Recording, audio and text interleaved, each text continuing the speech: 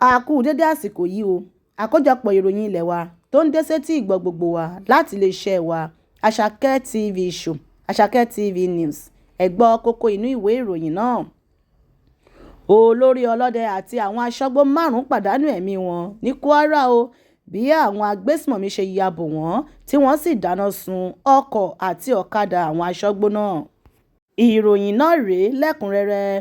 Fọ́nrán àti àwòrán tó jáde síta ṣe àfihàn bí àwọn agbésùmọ̀mí ṣe dáná sun ọkọ̀ àti ọ̀kadà àwọn aṣọ́gbó náà ní agbègbè níbi tí wọ́n ti ṣe ìkọlù sí wọn. Àwọn agbésùmọ̀mí ṣe ìkọlù sí àwọn aṣọ́gbó ní ìlú Nuku, ìjọba ìbílẹ̀ Kayama ní ìpínlẹ̀ Kwara o. Ìròyìn àti fọ́nrán tó jáde síta lórí ayélujára fìdí rẹ̀ múlẹ̀ pé ìkọlù náà wáyé ní òru Ọjọ́bọ̀ ọjọ́ 9 oṣù kẹrin ọdún 2026 yìí mọ́jú ọjọ́ Ẹtì tí ń ṣe ọjọ́ 10 oṣù kẹrin ọdún 2026 ní dédé aago 3 òru tí wọ́n sì pa àwọn aṣọ́gbó 5 pẹ̀lú olórí aṣọ́gbó tí wọ́n sì dáná sun ọkọ̀ àti ọ̀kadà àwọn aṣọ́gbó náà. Ọ̀kan lára àwọn olùgbé ìlú Nuku tó bá oníwèé ìròyìn sọ̀rọ̀ ṣe àpèjúwe ìṣẹ̀lẹ̀ náà pé ó jẹ́ ìṣòro ńlá àti wàhálà ńlá tí ó sì fa ìbànújẹ́ sí ọkàn ará ìlú púpọ̀. Ó ṣàlàyé pé ọ̀pọ̀ ènìyàn ló farapa yánnayànna tí wọ́n sì pa àwọn aṣọ́gbó 5 pẹ̀lú olórí aṣọ́gbó, wọ́n sì tún dáná sun ọkọ̀ àti ọ̀kadà àwọn aṣọ́gbó náà. Ó tẹ̀síwájú wípé ní ọ̀gànjọ́ òru ni àwọn agbésùmọ̀mí náà ya wọ ìlú Nuku lójijì ní ìjọba ìbílẹ̀ Kayama ní ìpínlẹ̀ Kwara. Ìkọlù náà wáyé ní ọ̀gànjọ́ òru ní dédé aago 3 lójú oorun tí àwọn ará ìlú sì ń sùn lọ́wọ́. Ó sọ wípé ó tó bí wákàtí mélòó kan tí àwọn agbésùmọ̀mí yìí fi ṣiṣẹ́ láabi tí kò sì sí ẹnì kankan tí ó bu wọ́n lọ́wọ́ ẹ̀ wò.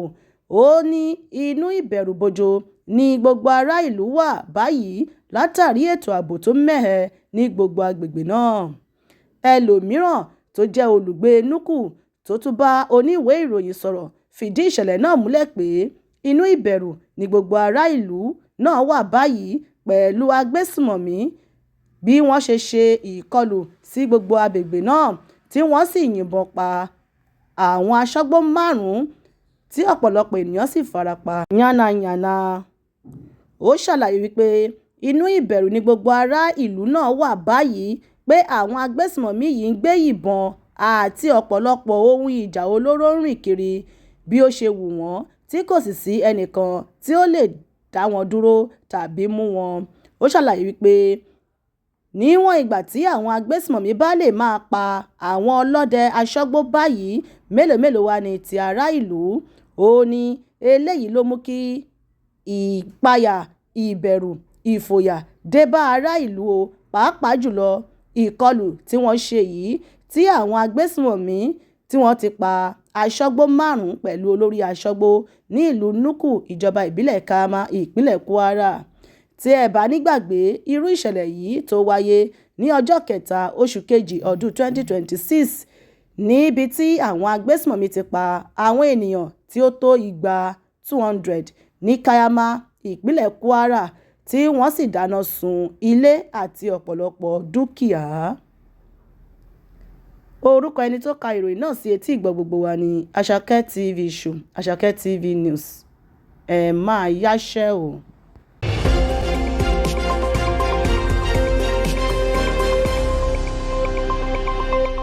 Àṣàkẹ́ TV Show.